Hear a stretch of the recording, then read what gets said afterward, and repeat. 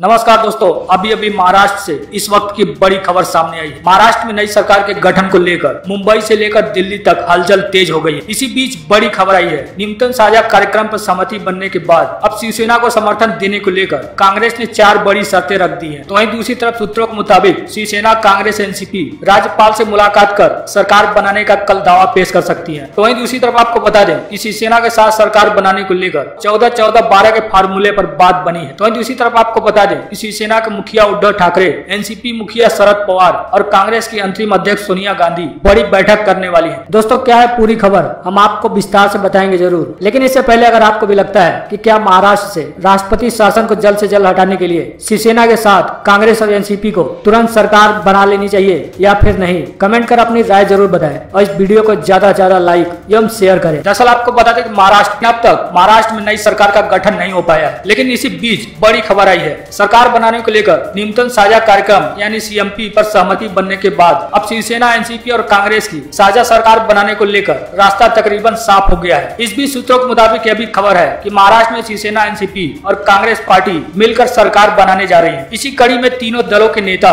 कल राज्यपाल से मिलने का वक्त मांगा है। तो वहीं दूसरी तरफ आपको बता दें कि सरकार गठन को लेकर दिल्ली में कांग्रेस की अंतरिम अध्यक्ष सोनिया गांधी के साथ अहमद पटेल की भी बड़ी चर्चा हुई है। मुलाकात के दौरान अहमद पटेल और सोनिया गांधी के बीच सरकार में कैसे शामिल होया जाए, इसको लेकर बड़ी चर्चा हुई है। तो वहीं दूसरी तरफ आपको बता दें कि एनसीपी सुप्रीमो शरद पवार का भी कहना है कि नई सरकार बनाने को लेकर प्रक्रिया शुरू हो चुकी है। एनसीपी के मुखिया शरद पवार ने बड़ा बयान देते हुए कहा है कि पार्टियां स्थिर सरकार चाहती हैं। उनका कहना है कि सरकार बनाने को लेकर हमारा मकसद विकास करना होगा। साथ ही उनका कहना है कि मध्यवादी चुनाव की कोई गुंजाइश नहीं है। शरद पवार का कहना है कि यह सरकार बनेगी और अपना 5 सालों का कार्यकाल पूरा करेगी। ये इश्यूज है। उनकी मीटिंग हो गई कल या परसों। मैं इस मीटिंग में नहीं था, मेरे बाकी कलीग है। जाने के बाद मुझे पता लगेगा क्या डिस्कशन होगा, वो हुआ। मगर ये बात सच है कि कांग्रेस पार्टी या एनसीपी हमेशा सेक्युलरिज्म की बात करती है। हम इधर इस्लाम हो या हिंदू हो या बुद्ध, इसके खिलाफ नहीं है, मगर जब सरकार चलाना हो तब हम सेक्युलरिज्म के बारे में इंसिस्ट करने वाले लोग हैं। और इसलिए मुझे मालूम नहीं कि जब हमारे साथी बैठे थे इन लोगों की इस बारे में क्या बहस हो गई, डिस्कशन हो गया, क्या रिजल्ट हो गया। जो मिनिमम कॉमन प्रोग्राम तैयार करने के लिए वहाँ बातें चालू है, वो पूरे होने के बाद इस बारे में बता सकते हैं। और मिनिमम कॉमन प्रोग्राम में एक अंडरस्टैंडिंग रीच होने की आवश्यकता है। वो होने के बाद ही आगे का नक्शा बनेगा। की असा आत्ताच्या माननीय राज्यपालांनी, मी जे उद्धव ठाकरेंची मुलाखत स्टेटमेंट पाहिले टी व्हीवरचं, त्याच्यामध्ये त्यांनी सांगितलं की माननीय राज्यपालांनी उदारपणानं 6 महिन्याचा कालावधी दिलेला आहे। जब पत्रकारों ने उनसे सवाल पूछा कि गठबंधन सरकार में सीएम किसका होगा, इस सवाल का जवाब देते हुए एनसीपी के दिग्गज नेता नवाब मलिक का कहना है कि सवाल बार बार पूछा जा रहा है कि शिवसेना का सीएम होगा क्या। सीएम के पोस्ट को लेकर ही शिवसेना बीजेपी के बीच विवाद हुआ था। उनका कहना है कि तो निश्चित रूप से ही सीएम शिवसेना का ही होगा। उनका कहना है कि शिवसेना को अपमानित किया गया है, उनका स्वाभिमान बनाए रखना है, उनका स्वाभिमान बरकरार रखना हमारी जिम्मेदारी बनती है। हालांकि वहीं दूसरी तरफ उनका कहना है कि तीनों दलों के नेता राज्यपाल से मुलाकात कर किसानों के मुद्दे पर उनसे चर्चा करेंगे। आपको बता दें कि तीनों पार्टियों के बीच यानी शिवसेना, कांग्रेस और एनसीपी के बीच गुरुवार को न्यूनतम साझा कार्यक्रम को लेकर सहमति बन गई है। सूत्रों के मुताबिक मिली जानकारी के अनुसार शिवसेना के पास सीएम का पद पूरे 5 साल के लिए शिवसेना के पास रहेगा, तो वहीं कांग्रेस और एनसीपी के पास एक डिप्टी सीएम का पद हो सकता है। आपको बता दें गुरुवार को तीनों पार्टियों के दिग्गज नेताओं ने संयुक्त रूप से बैठक की थी। इस बैठक में ही सीएमपी का ड्राफ्ट तैयार कर लिया गया था। आपको बता दें कि इस बैठक के दौरान तीनों पार्टियों में कई मुद्दों को लेकर सहमति बनी। सूत्रों के मुताबिक शिवसेना के नेतृत्व में प्रदेश में सरकार बनने जा रही है। हालांकि बताया जा रहा है कि इसका औपचारिक ऐलान 17 नवंबर को किया जाएगा। इसकी जानकारी खुद एनसीपी के मुखिया शरद पवार ने प्रेस कॉन्फ्रेंस के दौरान दी है। तो वहीं दूसरी तरफ महाराष्ट्र में सरकार गठन को लेकर बताया जा रहा है कि शिवसेना का ही मुख्यमंत्री बनेगा, जबकि कांग्रेस और एनसीपी के एक डिप्टी सीएम होंगे। साथ ही इस सरकार में 14 और 12 मंत्री पद पर सहमति बनी है। तीनों दलों की समन्वय बैठक के बाद कांग्रेस विधायक विजय वडेट्टीवार ने बताया कि ड्राफ्ट में किसानों का मुद्दा प्रमुखता से शामिल किया गया है।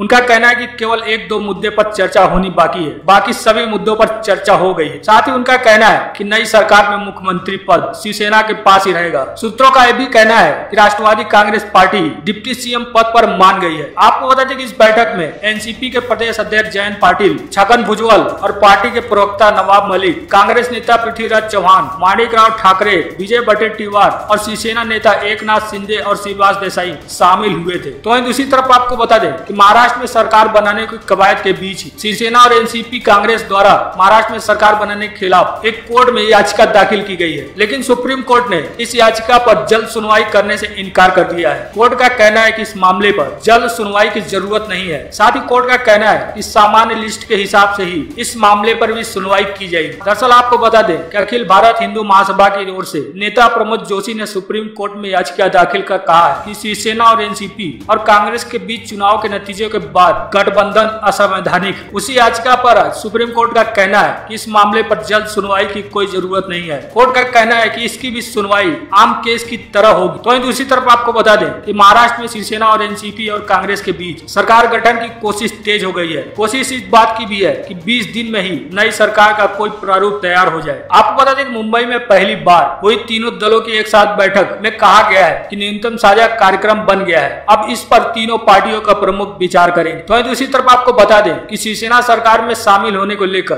कांग्रेस ने कई शर्तें रख दी हैं। कांग्रेस के शर्त में कहा गया है कि शिवसेना को कट्टरपंथी हिंदू पार्टी की छवि से बाहर आना होगा। साथ ही महाराष्ट्र में मुस्लिमों को 5% का आरक्षण देना होगा। उसके साथ ही शिवसेना द्वारा वीर सावरकर को भारत रत्न देने की मांग से पीछे हटना होगा। साथ ही शर्त में कहा गया है कि कांग्रेस और शिवसेना की अलग विचारधारा होने के कारण जो पार्टी के नेता एक दूसरे पर कटाक्ष करते थे वह नहीं होना चाहिए। आपको बता दें कांग्रेस को शिवसेना को समर्थन देने से सबसे ज्यादा हिचक उसी छवि को लेकर है। तो दूसरी तरफ आपको बता दें कि सरकार गठन को लेकर बातचीत करने के लिए राष्ट्रवादी कांग्रेस पार्टी के मुखिया शरद पवार और कांग्रेस की अंतरिम अध्यक्ष सोनिया गांधी 17 नवंबर को दिल्ली में शिवसेना के साथ गठबंधन सरकार बनाने के मुद्दे पर चर्चा करेंगे। इसी बीच शिवसेना नेता संजय राउत का भी बड़ा बयान सामने आया है। संजय राउत ने बड़ा बयान देते हुए कहा है कि मुख्यमंत्री तो हमारा ही होगा। साथ ही उनका कहना है 5 साल नहीं, हम चाहते हैं कि 25 साल तक शिवसेना का सीएम। संजय राउत का कहना है कि शिवसेना बड़ी पार्टी है, हम 50 साल से महाराष्ट्र की राजनीति में सक्रिय हैं। साथ ही उनका कहना है कि शिवसेना महाराष्ट्र के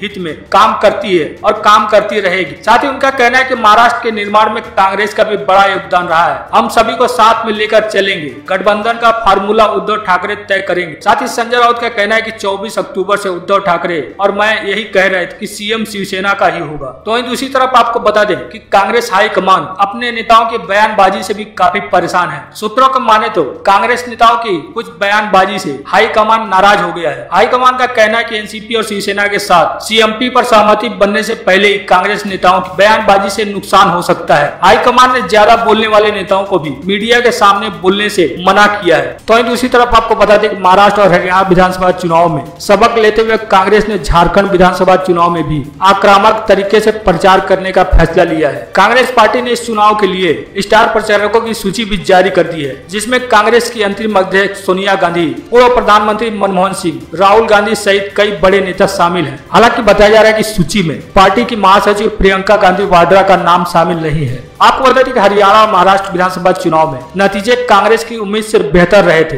कांग्रेस पार्टी ने इन दोनों प्रदेशों में आक्रामक तरीके से चुनाव प्रचार किया होता तो शायद प्रदर्शन और भी अच्छा हो सकता था। इसी से सबक लेते हुए कांग्रेस ने झारखंड चुनाव के प्रचार में कोई और कसर बाकी नहीं छोड़ना चाहती है। हरियाणा में राहुल गांधी ने 2 और महाराष्ट्र में 5 रैलियां की थी, जबकि पूर्व प्रधानमंत्री मनमोहन सिंह ने महाराष्ट्र में प्रचार किया था। आपको बता दें कि कांग्रेस झारखंड विधानसभा चुनाव के लिए जिन स्टार प्रचारकों की लिस्ट जारी की है उनमें से गुलाम नबी आजाद, आरपीएन सिंह, ज्योतिरादित्य सिंधिया, मुकुल वासनिक, राजस्थान के मुख्यमंत्री अशोक गहलोत, छत्तीसगढ़ के मुख्यमंत्री भूपेश बघेल सहित कांग्रेस के अन्य दिग्गज नेता शामिल हुए हैं। आपको बता दें कि झारखंड में कांग्रेस और झारखंड मुक्ति मोर्चा एवं आरजेडी के साथ मिलकर चुनाव लड़ रही है। तो दूसरी तरफ आपको बता दें कि भाजपा स्टार प्रचारकों की सूची में भी बड़े दिग्गज नाम शामिल हैं। भाजपा स्टार प्रचारकों में सबसे पहले प्रधानमंत्री नरेंद्र मोदी, राष्ट्रीय अध्यक्ष एवं गृह मंत्री अमित शाह, उत्तर प्रदेश के मुख्यमंत्री योगी आदित्यनाथ और कांग्रेस के अध्यक्ष जेपी नड्डा, रक्षा मंत्री राजनाथ सिंह, स्मृति ईरानी सहित कई दिग्गज नाम शामिल किए गए हैं। आपको बता दें कि दोनों पार्टियों की रणनीति यह है कि पहले चरण के चुनाव से पहले ही स्टार प्रचारकों की दौरा शुरू हो जाए। इससे संबंधित प्रस्ताव आला कमान के पास भेज दिया गया है। आपको बता दें कि पहले चरण का चुनाव 30 नवंबर को होना है। इस पहले चरण के चुनाव में 13 सीटों पर मतदान होगा।